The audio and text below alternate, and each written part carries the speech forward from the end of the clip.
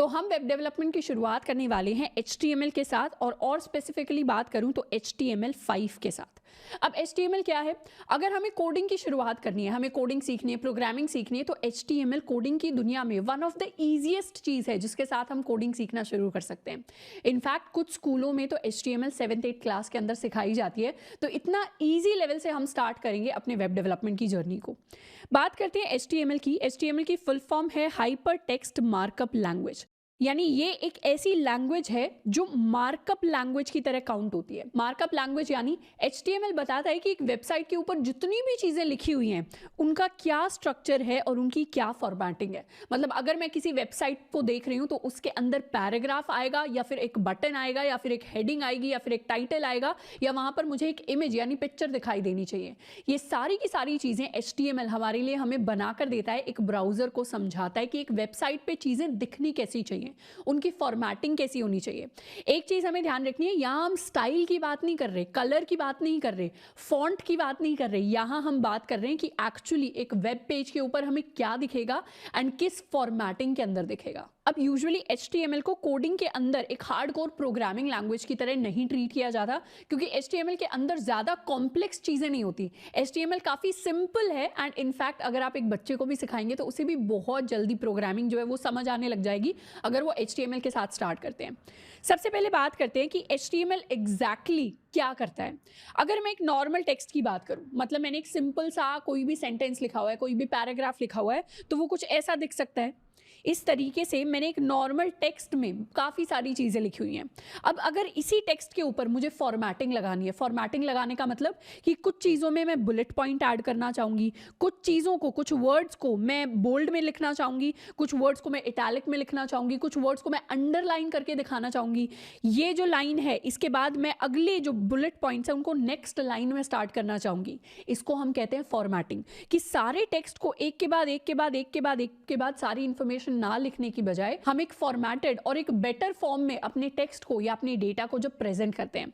तो ये अगर एक नॉर्मल टेक्स्ट है तो इसका फॉर्मेटेड फॉर्म कुछ ऐसा होगा जिसमें शुरुआत में इस तरीके से लाइन लिखी होगी, उसके बाद मैंने बुलेट पॉइंट्स ऐड कर दिए हैं, उसके बाद मैंने जो शुरुआत का एक वर्ड है उसको बोल्ड बनाया है, और यहाँ पर अगर मैं H2O को देखूं जो कि वाटर का मोलिकुलर फॉर्मूला है उसमें भी 2 जो है वो छोटा है, जबकि अगर आप उसको नॉर्मल टेक्स्ट में लिखेंगे तो H2 उतना ही बड़ा होगा।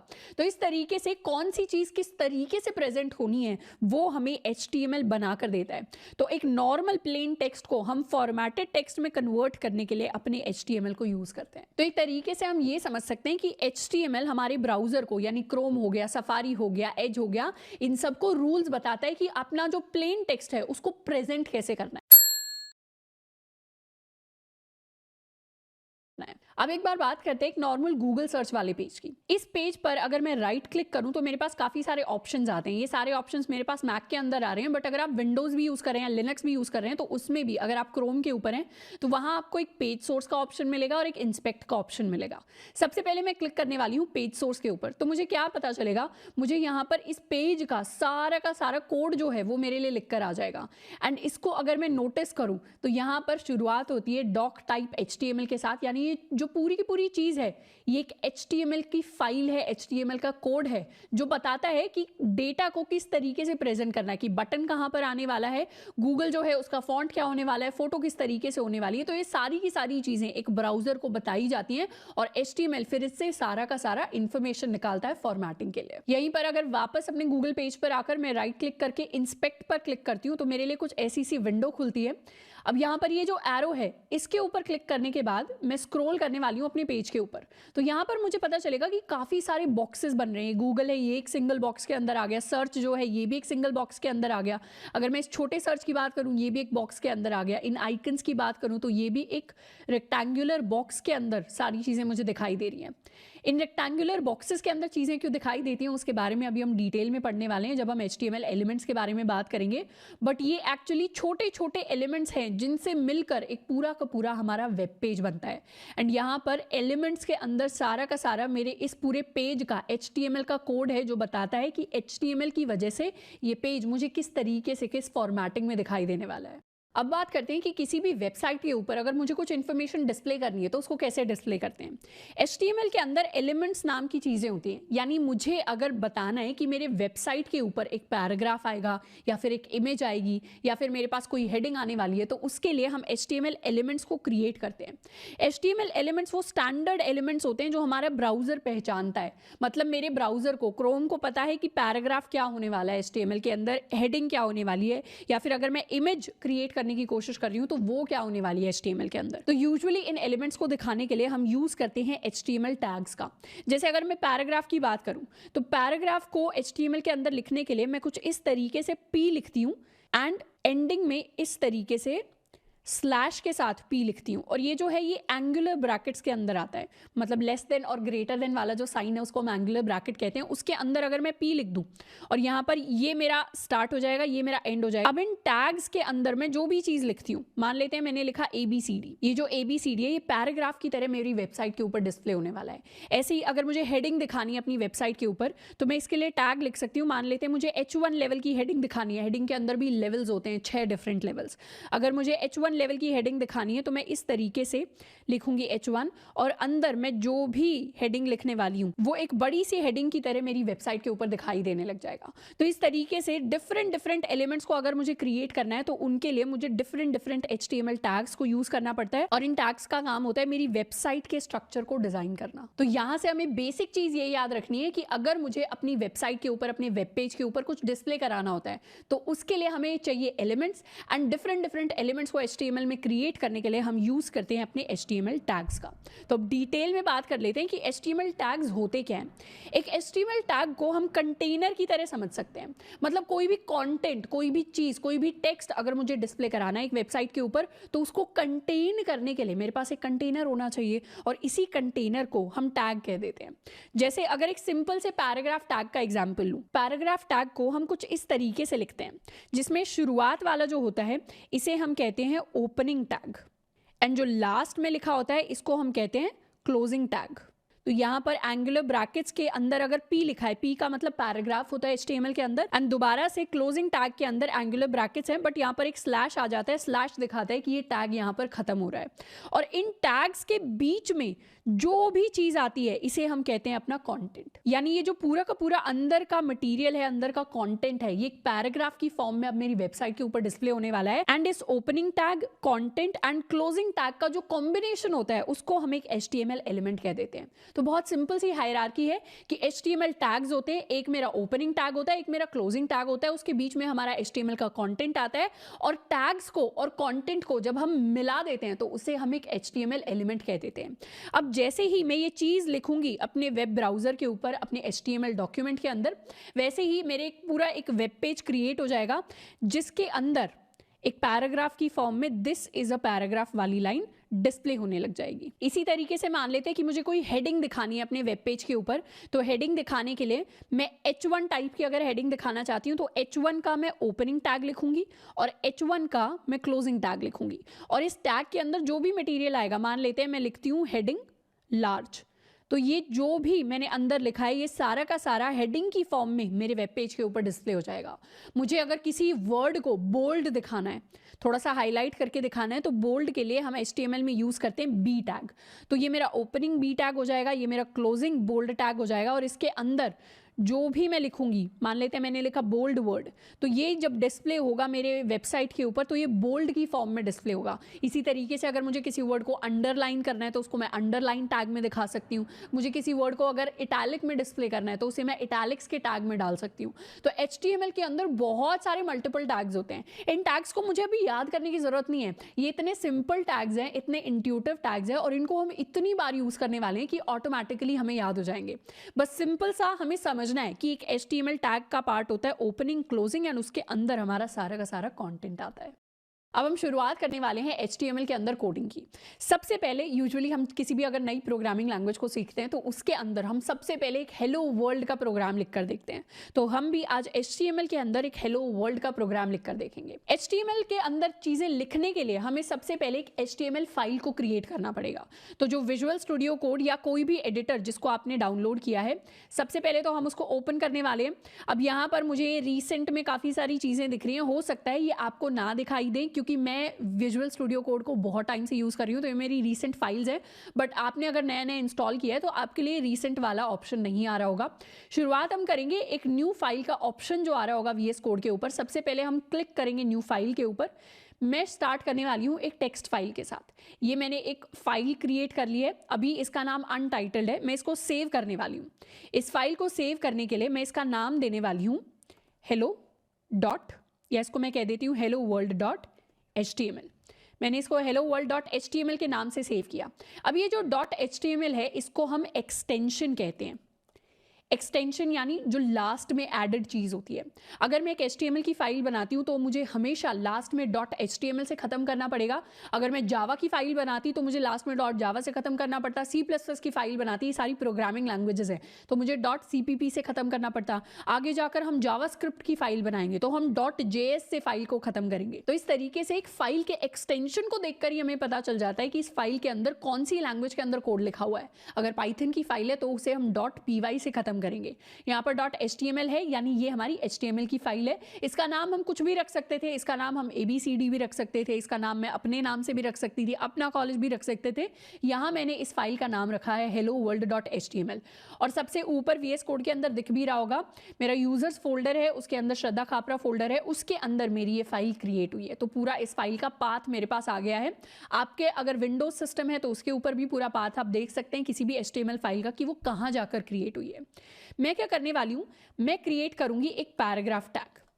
पैराग्राफ टैग को क्रिएट करने के लिए मैंने कुछ इस तरीके से लिखा, ये मेरा ओपनिंग टैग हो गया, ये मेरा क्लोजिंग टैग हो गया। अब यहाँ पर बीच में मैं लिखने वाली हूँ हेलो वर्ल्ड। तो इस तरीके से मैंने एक पैराग्राफ एलिमेंट क्रिएट कर दिया है पूरा, जिसके अंदर ये मेरा ओपनिंग टैग है, फिर मेरा कंटेंट है। कंटेंट में क्या लिखा है मैंने, हेलो वर्ल्ड, एंड लास्ट में आ गया मेरा क्लोजिंग टैग। मैंने कर दिया इसको सेव। अब मुझे देखना है कि इसका आउटपुट क्या आएगा। मतलब मैंने HTML फाइल बनाई है, तो इस HTML की फाइल की मदद से एक वेब पेज बनना चाहिए, एक वेबसाइट बननी चाहिए। अब वेबसाइट बहुत बड़ी चीज़ होती है जिसके अंदर फ्रंट एंड आता है, बैक एंड आता है, डेटाबेसेस आते हैं, काफ़ी सारी चीज़ें आती हैं। तो यहाँ पर मैं वेबसाइट वर्ड आपकी सिंप्लिसिटी के लिए यूज़ कर रही हूँ, क्योंकि HTML से वेबसाइट नहीं बनती, HTML से हमारा एक वेब पेज क्रिएट होगा, जो एक छोटा पेज होता है पूरी वेबसाइट का। अब यहाँ पर कोड मैंने लिख दिया। अब इसको रन करने के लिए मैं वहाँ पर जाऊँगी जहाँ पर मेरी ये फाइल पूरी सेव हुई है। तो मैं सर्च करने वाली हूँ अपने फोल्डर के लिए। ये मेरा फोल्डर ओपन हो गया, एंड इसके अंदर अगर अब मैं सर्च करूँ hello world डॉट HTML तो मेरे पास ये मेरी फाइल आ गई है। ये फाइल इस फोल्डर के अंदर क्रिएट हुई थी, एंड जैसे ही मैं इस फाइल पर डबल क्लिक करूंगी या इस पर ओपन क्लिक करूंगी तो ये मेरे लिए पूरी वेबसाइट खुल गई। मेरा जो VS कोड का पूरा कोड था, यानी ये वाला जो कोड था, इसने एक वेबसाइट क्रिएट की जो ऐसी दिखती है। ये वेब पेज इसने क्रिएट किया है जो ऐसे दिखता है, एंड इसका पाथ भी मुझे ब्राउजर्स में दिख रहा होगा कि यूजर्स वाले फोल्डर के अंदर जाकर, श्रद्धा खापरा फोल्डर के अंदर जाकर ये HTML फाइल क्रिएट हुई है, ये उसका आउटपुट है। तो पैराग्राफ टैग की हेल्प से मेरी जो वेब पेज है उसके ऊपर मैं हेलो वर्ल्ड को प्रिंट करवा पाई। अब सेम चीज़, यानी एक पैराग्राफ टैग मैंने ये लिख दिया, इसी को कॉपी करके सेकेंड लाइन पर मैं क्या कर सकती हूँ, अपना नाम लिख सकती हूँ।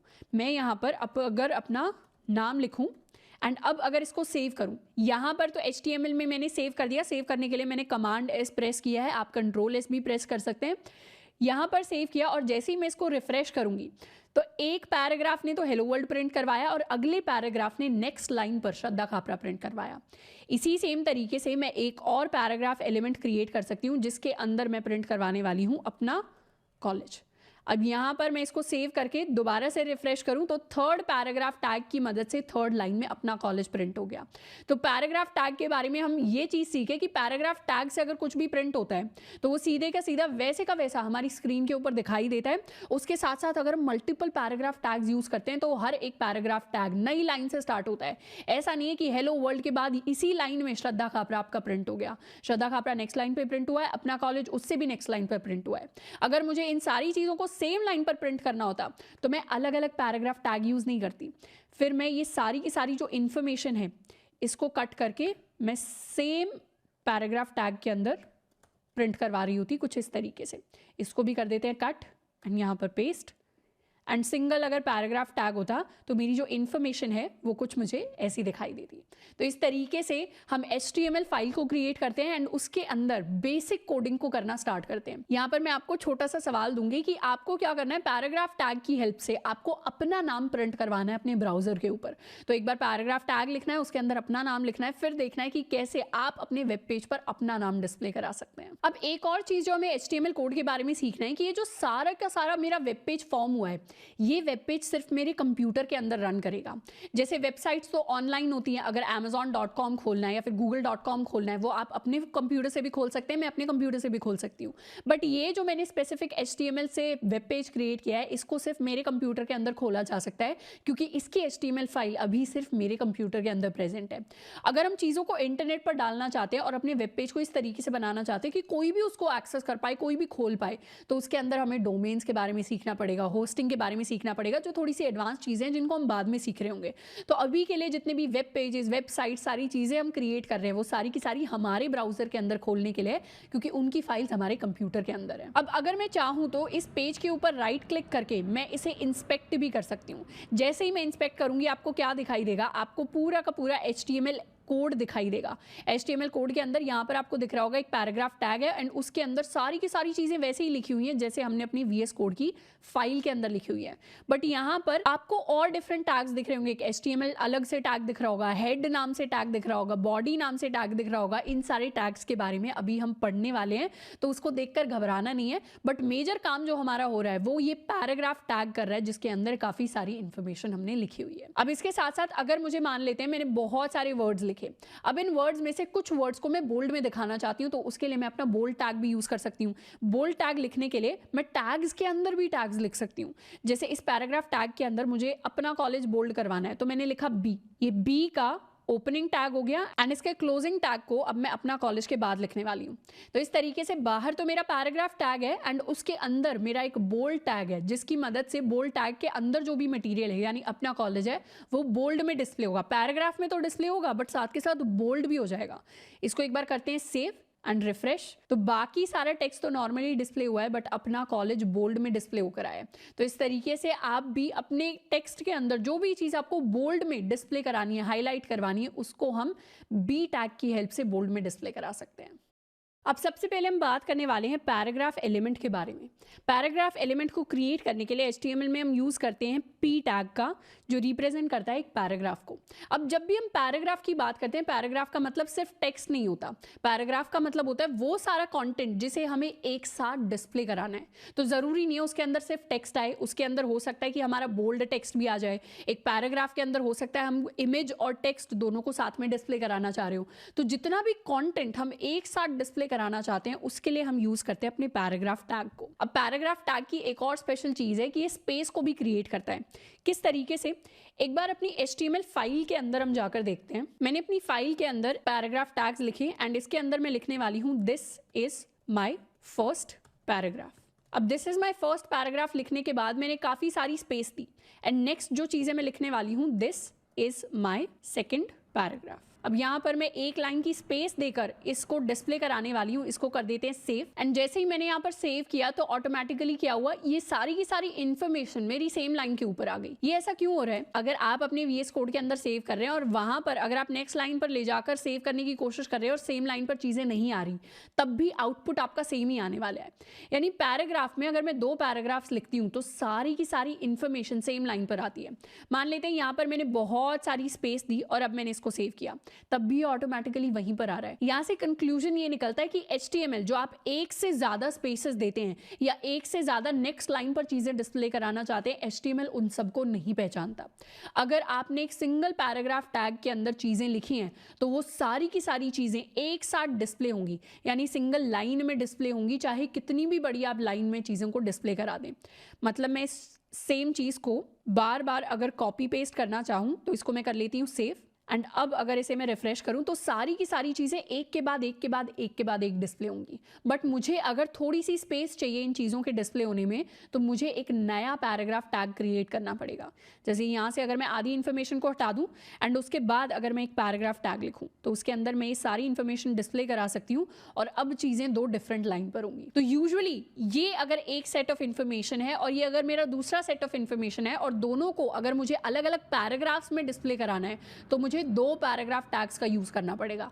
इसीलिए पैराग्राफ टैग को हम कनेक्टेड या रिलेटेड इन्फॉर्मेशन या कंटेंट को डिस्प्ले कराने के लिए यूज़ करते हैं।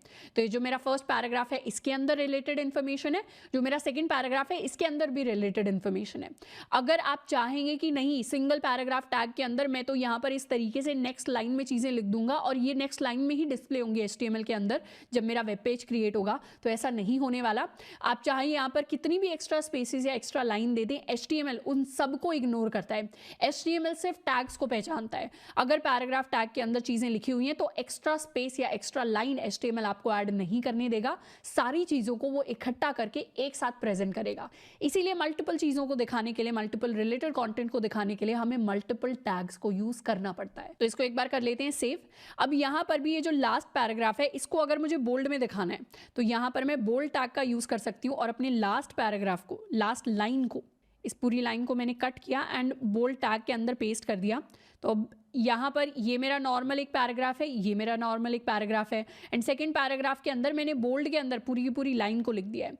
अब अगर इसे मैं रिफ्रेश करूँ तो ये मेरा फर्स्ट पैराग्राफ प्रिंट हो गया, ये मेरा सेकंड पैराग्राफ प्रिंट हो गया एंड यहाँ पर जो लास्ट लाइन है वो मेरी बोल्ड में रिप्रेजेंट हो गई। एक टैग के अंदर जब हम किसी दूसरे टैग को लिख देते हैं तो इस फिनोमेना को प्रोग्रामिंग की भाषा में नेस्टिंग बोला जाता है। नेस्टिंग और ये जो मेरे टैग्स हैं इनको हम कहेंगे नेस्टेड टैग्स। तो नेस्टिंग का मतलब होता है जब एक चीज़ के अंदर दूसरी चीज़ आ जाती है। तो एक टैग के अंदर जैसे नेस्ट होता है यानी घोंसला होता है चिड़िया का, तो उसके अंदर चिड़िया के छोटे छोटे बच्चे होते हैं।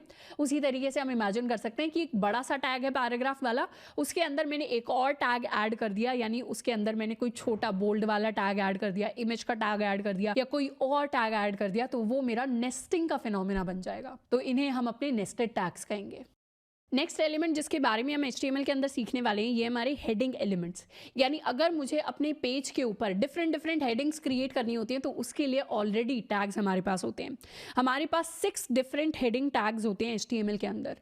इन्हें हम H1 से लेकर H6 तक लेकर जाते हैं। यानी एक टैग होता है मेरा H1 जो डिस्प्ले करता है सबसे बड़ी हेडिंग, यानी इसके अंदर जो भी चीज़ आप लिखेंगे ABCD अगर मैंने लिखा तो ये सबसे लार्जेस्ट साइज में डिस्प्ले होगा हेडिंग की टर्म्स में। दूसरा टैग होता है मेरे पास H2, तीसरा टैग होता है H3, चौथा टैग होता है मेरे पास H4, पांचवा होता है मेरे पास H5 एंड 6 टैग मेरे पास होता है H6। एंड ये साइज में नीचे की तरफ डिक्रीज होते चले जाते हैं। मतलब अगर आपको सबसे छोटी हेडिंग देनी है तो वो H6 में आएगी और सबसे बड़ी हेडिंग देनी है तो वो मेरे पास H1 में आएगी।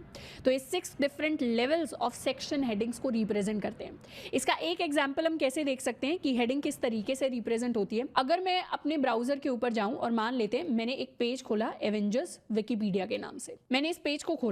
अब इस पेज में ये जो द एवेंजर्स, ये जो टाइटल लिखा हुआ है, ये मेरी सबसे बड़ी हेडिंग है। अब इससे छोटी हेडिंग क्या होगी, ये तो मेरी सबसे बड़ी हेडिंग हो गई। मेरी एक लेवल छोटी हेडिंग हो जाएगी ये प्लॉट, उसी सेम लेवल पर ये कास्ट आ जाएगी।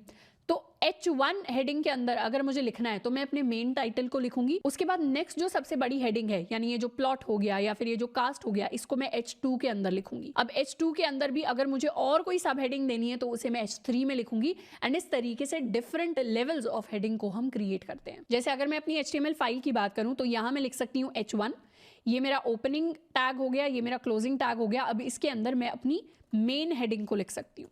ये है मेरी मेन हेडिंग, मान लेते हैं मेरी मेन हेडिंग है एवेंजर्स। तो इस तरीके से मैंने अपनी मेन हेडिंग को डिस्प्ले कर दिया। अब अगर इनकी छोटी सब हेडिंग्स मुझे डिस्प्ले करनी है तो अब मैं सारी की सारी जो सब हेडिंग्स होंगी उनको H2 के अंदर डिस्प्ले करूंगी। जैसे अब मैं अपने एवेंजर्स के नाम लिख सकती हूँ, यहाँ मैं नाम लिख सकती हूँ आयरन मैन का। अगर जिन्हें एवेंजर्स के बारे में नहीं पता, ये कुछ रैंडम नाम है जो मैं लिख रही हूँ। यहाँ पर मैं थॉर लिख सकती हूँ, नेक्स्ट लाइन में जाकर मैं हल्क लिख सकती हूँ। तो इस तरीके से अगर अब मैं अपने वेब ब्राउज़र की बात करूँ तो मेरे पेज के ऊपर जो मेन हेडिंग है वो बड़ी डिस्प्ले हो रही है क्योंकि इसे मैंने H1 में लिखा था, एंड जो H2 में लिखी गई हेडिंग्स हैं वो H1 वाली हेडिंग से थोड़ी सी छोटी है साइज में। तो H1 में हम अपनी मेन हेडिंग लिखेंगे और H2 में उससे छोटी। सेम वे में अगर मैं लिखना चाहूँ H3 में, तो यहाँ पर अगर मैं कुछ भी डिस्प्ले कराऊं तो वो और छोटे फॉन्ट में डिस्प्ले होगा। तो ये मेरी और छोटी हेडिंग आ गई है। अब H1, H2, H3 ये सारी की सारी जो हेडिंग्स है इनका अपना एक डिफॉल्ट साइज होता है। H1 वाली हेडिंग हमेशा सेम डिफॉल्ट साइज की प्रिंट होगी, H2 वाली हेडिंग हमेशा सेम डिफॉल्ट साइज में हमें पेज के ऊपर दिखाई देगी, H3 वाली हेडिंग भी सेम डिफॉल्ट साइज में हमें पेज के ऊपर दिखाई देगी। इसी तरीके से 6 हेडिंग्स के लिए 6 डिफॉल्ट साइजेस पहले से ही डिफाइंड होते हैं। एंड यूजुअली जब हम CSS लिख रहे होंगे, यानी अपनी वेब पेज का जब हम स्टाइल डिफाइन कर रहे होंगे, तो उसके अंदर हम बाकी के टेक्स्ट के लिए तो फॉन्ट चेंज कर सकते हैं, बट यूजुअली जो मेरी H1 वाली हेडिंग होती है, H2 वाली हेडिंग होती है, H3 वाली हेडिंग होती है, हेडिंग्स के लिए हम उनका फॉन्ट साइज चेंज नहीं करते, क्योंकि बाय डिफॉल्ट जब पहले से ही वो फॉन्ट साइज डिफाइन किया गया है तो हम HTML के जो बाय डिफॉल्ट रूल्स हैं उसके साथ इतना ज़्यादा नहीं खेलते।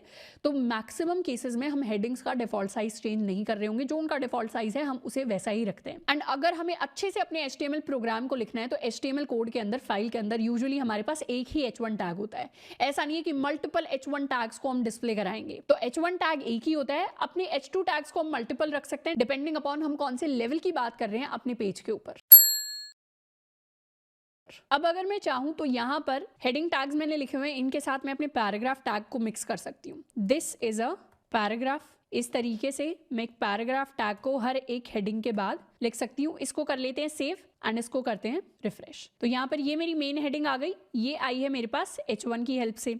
उसके बाद मेरे H2 की हेल्प से डिस्प्ले होना चाहिए ये वाली लाइन, तो H2 की हेल्प से ये डिस्प्ले हुआ है। फिर एक पैराग्राफ, फिर एक हेडिंग 2, फिर एक पैराग्राफ, फिर एक हेडिंग 2, फिर एक पैराग्राफ। तो हमें सीधा देखकर पता चल रहा है कि पैराग्राफ का टेक्स्ट साइज छोटा होता है और हेडिंग्स यूजुअली पैराग्राफ के टेक्स्ट साइज से बड़ी होती हैं। अगर मैं यहाँ पर H2 की जगह H6 भी लिख देती, मतलब जो मेरी स्मॉलेस्ट हेडिंग है, इसको अगर करें सेव एंड रन, सारी हेडिंग्स फॉन्ट साइज में पैराग्राफ से बड़ी नहीं होती, बट मोस्टली हेडिंग्स जो हम यूज कर रहे होते हैं प्रैक्टिकल लाइफ में वो हमारे पैराग्राफ से बड़ी होती हैं, क्योंकि पैराग्राफ को यूजुअली अपना related content and normal text display कराने के लिए यूज किया जाता है, जबकि हेडिंग्स को जो मेन चीज होता है, जो मेन टाइटल होता है, उसको डिस्प्ले कराने के लिए यूज किया जाता है। अब सबसे पहले सॉल्व करने वाले हैं हम अपना प्रैक्टिस क्वेश्चन 1। प्रैक्टिस क्वेश्चन 1 हमें कह रहा है कि जो भी इमेज हमें दी हुई है यहाँ पर, इसे हमें रिक्रिएट करना है यूजिंग आर HTML टैग्स। तो अगर इस इमेज को ध्यान से देखें तो हम यहाँ पर पता लगा सकते हैं कि कौन सी चीज़ कैसी चल रही है। अगर मैं सबसे टॉप की बात करूँ, यानी इस एवेंजर्स की बात करूँ, तो मुझे थोड़ा बहुत आइडिया लग रहा है कि ये मेरी जो है हेडिंग होने वाली है। ऑब्वियसली हमने अभी तक 3 ही टैग्स को देखा है, एक हेडिंग वाले टैग्स को देखा है, एक हमने पैराग्राफ टैग को देखा है, एक हमने बोल्ड टैग को देखा है। तो इन्हीं तीनों टैग्स के जो कॉम्बिनेशन है उससे हम अपने क्वेश्चन को सॉल्व करने वाले हैं। तो जो मेरी टॉप लेवल हेडिंग है ये मेरी H1 लग रही है। इससे जो नीचे लेवल की हेडिंग्स है, यूजुअली H1 के बाद H2 होता है, तो इसको भी हम H2 रख रहे होंगे, इसको भी हम H2 रख रहे होंगे एंड इसको भी हम H2 रख रहे होंगे। एंड इसके अंदर ये वाला जो टेक्स्ट है इसे हम रखने वाले हैं एज माई पैराग्राफ। तो ये मेरा एक पैराग्राफ टेक्स्ट होगा जिसके अंदर ये टोनी स्टार्क, अगर बोल्ड में दिखाई दे रहा है ये वर्ड, तो पैराग्राफ के अंदर हम बोल्ड टेक्स्ट को यूज करेंगे चीजों को बोल्ड दिखाने के लिए। सेम चीज यहाँ पर, ये लाइन एक नॉर्मल पैराग्राफ है जिसके अंदर 2 वर्ड्स बोल्ड हैं, तो हम बोल्ड टैग का भी यूज करेंगे। तो यहाँ पर क्या यूज हो रहा है, यहाँ पर हमारे नेस्टेड टैग्स को हम यूज कर रहे होंगे। यहाँ पर भी अपने नेस्टेड टैग्स को, यानी टैग के अंदर जब दूसरा टैग आ जाता है उसको हम नेस्टिंग कह देते हैं। ये भी मेरा पैराग्राफ एंड बोल्ड टैग का कॉम्बिनेशन है।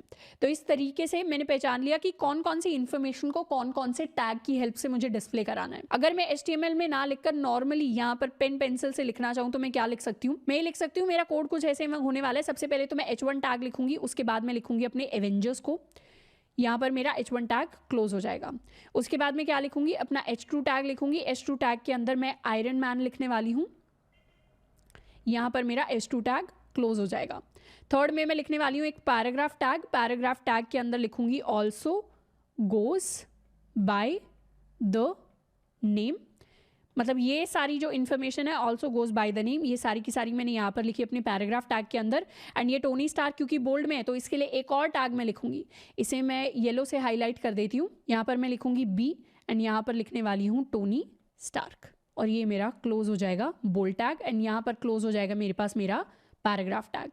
तो इस तरीके से इन 3 लाइंस को डिस्प्ले कराने के लिए मैं ये 3 लाइनें लिख सकती हूँ। सिमिलरली इन दोनों लाइंस को डिस्प्ले कराने के लिए मैं दोबारा से H2 tag and paragraph tag को यूज़ करूँगी, जिसके अंदर बोल्ड टैग की नेस्टिंग होगी। तो इस तरीके से मैं अपनी सारी इन्फॉर्मेशन को डिस्प्ले करा सकती हूँ। इसको अब हम लिखने वाले हैं अपनी HTML फाइल के अंदर। सबसे पहले मैं लिखने वाली हूँ अपना H1 टैग हेडिंग 1, जिसके अंदर मैं लिखूंगी एवेंजर्स। उसके बाद नेक्स्ट लाइन के अंदर आएगी मेरी हेडिंग 2 टैग, जिसके अंदर मैंने लिखा है iron man with a space. Next line में मैं अपना पैराग्राफ टैग लिखूंगी।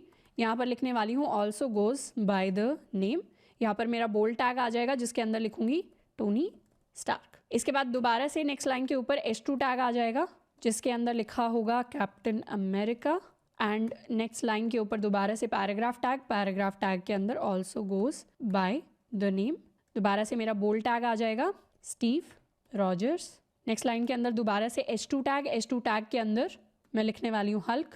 नेक्स्ट लाइन के अंदर पैराग्राफ टैग, यहाँ पर आएगा also goes by the name. यहाँ पर मेरा बोल्ड टैग के अंदर ब्रूस बैनर। तो इसको मैं कर लेती हूँ सेव। ये पूरा का पूरा कोड मैंने कर लिया है सेव। एंड अब करेंगे इसको रिफ्रेश करते ही मेरी सेम जो helloworld.html फाइल है उसने ये वेब पेज क्रिएट कर दिया, जिसकी हमें इमेज दी हुई थी। पूरी की पूरी सारी की सारी चीज़ें सेम लेवल पर सेम तरीके से डिस्प्ले हुई हैं। अब अगर मैं चाहूँ तो इस पेज को इंस्पेक्ट भी कर सकती हूँ। इंस्पेक्ट करके क्या होगा, ये जो पूरा का पूरा कोड मैंने यहाँ VS कोड में लिखा हुआ है, ये मुझे मेरे ब्राउजर के अंदर भी दिख रहा है। मतलब पैराग्राफ टैग के अंदर मैंने इस तरीके से कुछ लिखा था, फिर बोल्ड टैग के अंदर टोनी स्टार्क लिखा था, फिर अगले हेडिंग H2 लिखी थी, फिर पैराग्राफ टैग के अंदर दोबारा से इस तरीके से इन्फॉर्मेशन लिखी थी, फिर मैंने स्टीव रॉजर्स लिखा था बोल्ड टैग के अंदर। तो ये सारी चीज़ें मुझे मेरे एलिमेंट्स के अंदर इंस्पेक्ट करने के बाद भी दिखाई देती है। अब एक और स्पेशल चीज़ है मेरे इंस्पेक्ट फीचर के अंदर। अगर मैं यहाँ पर चाहूँ तो एवेंजर्स को चेंज करके, इस टाइटल को चेंज करके मैं यहाँ पर अगर लिख दूँ शक्तिमान, तो इसको मैं जैसे ही एंटर करूंगी क्या होगा, मेरे H1 टैग में चेंजेस आ जाएंगे। ये चेंजेस मेरे VS कोड के अंदर नहीं आएंगे। VS कोड के अंदर HTML फाइल में जो मैंने लिखा है वो वैसे का वैसा लिखा रहेगा। बट चेंज कहाँ आया, चेंज आया सिर्फ ब्राउजर के अंदर। मतलब यहाँ पर जो चीज़ मैंने चेंज कर दी वो वैसी ही वैसी मुझे वेब पेज के अंदर चेंज होकर दिखाई देने लगती है। पर ये चेंजेस परमानेंट नहीं होते, ये चेंजेस टेम्पररी होते हैं, जो सिर्फ आपके ही कंप्यूटर में आपको चेंज होकर दिखता है। जैसे अगर मैं यहाँ एवेंजर्स वाला मेरा विकीपीडिया पेज है, विकीपीडिया पेज को भी जाकर मैं इंस्पेक्ट कर सकती हूँ। जैसे ही मैंने इंस्पेक्ट किया, यहाँ पर मैं ढूंढ सकती हूँ ये एवेंजर्स वाली हेडिंग कहाँ लिखी हुई है। ये एवेंजर्स वाली हेडिंग लिखी हुई है यहाँ पर मुझे दिख रहा है। ये भी मेरा एक H1 टैग है, जिसके अंदर काफ़ी सारी और इन्फॉर्मेशन है, बट यहाँ दी एवेंजर्स लिखा हुआ है। अब इस दी एवेंजर्स को चेंज करके मैं यहाँ पर लिख सकती हूँ अपना नाम। मैंने यहाँ पर लिख दिया श्रद्धा खापरा। जैसे ही मैंने इसको एंटर किया, क्या हुआ, अब विकीपीडिया का जो पेज है उसका नाम चेंज होकर अब मेरा नाम हो गया। यहीं पर चाहती तो मैं इसको चेंज करके लिख सकती थी अपना कॉलेज, तो ये चेंज होकर हो गया। इसी पेज को चेंज करके मैं यहाँ पर चाहती तो शक्तिमान भी लिख सकती थी। तो ये पूरे के पूरे विकीपीडिया पेज का जो इन्फॉर्मेशन है वो चेंज हो गई। तो कभी कभी यूजुअली लोग सोशल मीडिया के ऊपर इस तरीके की वीडियोस डालते हैं कि उन्होंने पूरे वेब पेज को चेंज कर दिया है, विकीपीडिया पर कुछ भी इन्फॉर्मेशन डिस्प्ले हो रही है। तो वैसी चीज़ों के ऊपर जाना नहीं है। ज़रूरी नहीं है कि वो जो इन्फॉर्मेशन आपको डिस्प्ले करके दिख रही है किसी भी वीडियो के अंदर एक वेबसाइट के ऊपर, वो एक्चुअल इंटरनेट के ऊपर पोस्टेड हो। क्योंकि ये जो शक्तिमान चेंज हुआ है, अगर आप अपने विकीपीडिया से एवेंजर्स वाला ये वाला लिंक खोलेंगे तो आपको एवेंजर्स ही दिखाई देगा। ये जो छोटा सा चेंज हुआ है ये सिर्फ मेरे ब्राउजर के अंदर और सिर्फ मेरे सिस्टम के अंदर चेंज हुआ है, और ये एक टेम्पररी चेंज है।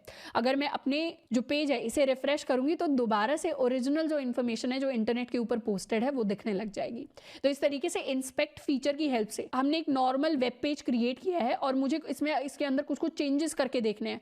मुझे अगर चेंज करके देखना है कि टोनी स्टार्क की जगह अगर मैं यहाँ पर भी आयरन मैन लिख देती तो मेरा पेज कैसा दिखाई देता, तो वो चेंजेस मैं साथ के साथ ब्राउजर में करके चेक कर सकती हूँ, इंस्टेड ऑफ कि पहले मैं VS कोड की फाइल में चेंज करूँ फिर यहाँ पर आकर मैं रिफ्रेश करूँ। तो ये जो फीचर है इंस्पेक्ट का, ये हमारे बहुत ज़्यादा काम आएगा जब हम CSS को पढ़ रहे होंगे, या जब हम और ज़्यादा कॉम्प्लेक्स फीचर्स को अपने वेब पेज के अंदर ऐड कर रहे होंगे, क्योंकि हम तभी के तभी अपने सारे चेंजेस को वेब पेज के ऊपर देख पाएंगे। नेक्स्ट चीज़ जिसको HTML के अंदर हम पढ़ने वाले हैं, ये है हमारा HTML का बॉयलर प्लेट कोड।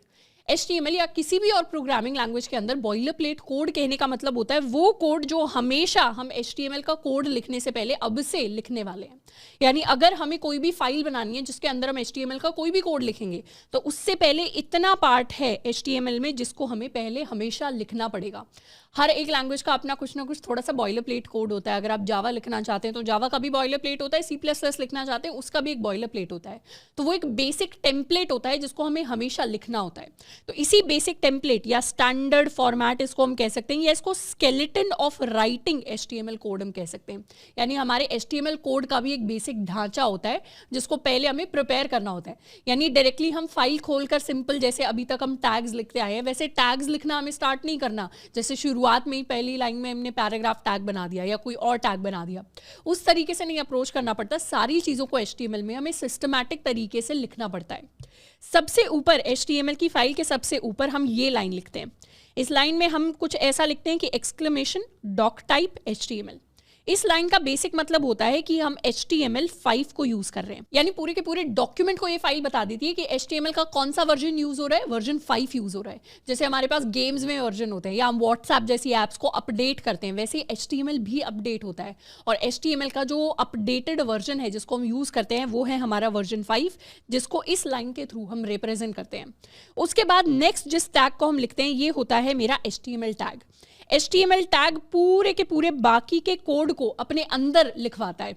मतलब सारी जो बाकी की बाकी चीज़ें हम लिखने वाले हैं वो सारी की सारी अब HTML टैग के अंदर लिखी जाएंगी।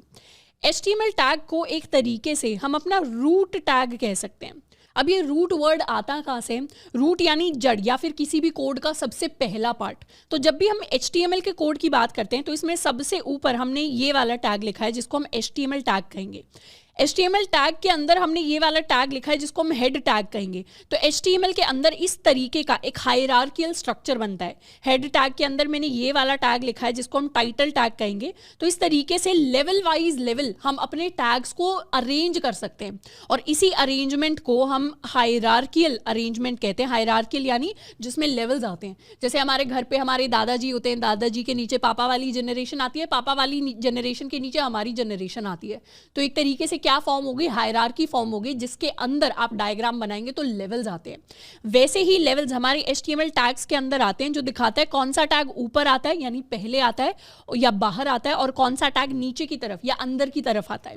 तो इसी हायरार्कियल अरेंजमेंट में जो सबसे टॉप लेवल पे बैठा होता है उसे हम रूट कहते हैं। और यहाँ पर रूट कौन हो जाएगा? यहाँ पर रूट हो जाएगा हमारा HTML टैग, क्योंकि ये फर्स्ट ऐसा वैलिड टैग है जिसके साथ हम अपने HTML कोड की शुरुआत करते हैं। तो जब भी हम अपना HTML कोड लिख रहे होंगे हम पहले डॉक टाइप लिखेंगे, फिर हम HTML टैग को लिख रहे होंगे और फिर सारा का सारा कोड हमारे HTML टैग के अंदर जा रहा होगा। अब HTML टैग के अंदर जो फर्स्ट टैग हम लिखते हैं ये होता है हमारा हेड टैग।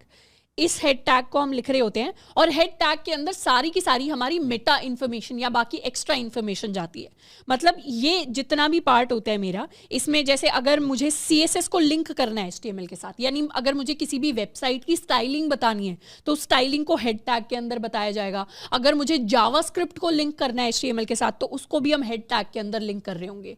यानी जो दूसरी फाइल्स की लिंकिंग होती है या कोई भी एक्स्ट्रा इन्फॉर्मेशन होती है जो हमें ब्राउजर के ऊपर या अपने वेब पेज के ऊपर डिस्प्ले नहीं करानी बट एक्स्ट्रा इंफॉर्मेशन होनी चाहिए, उस इंफॉर्मेशन को हम अपने हेड टैग के अंदर लिखते हैं।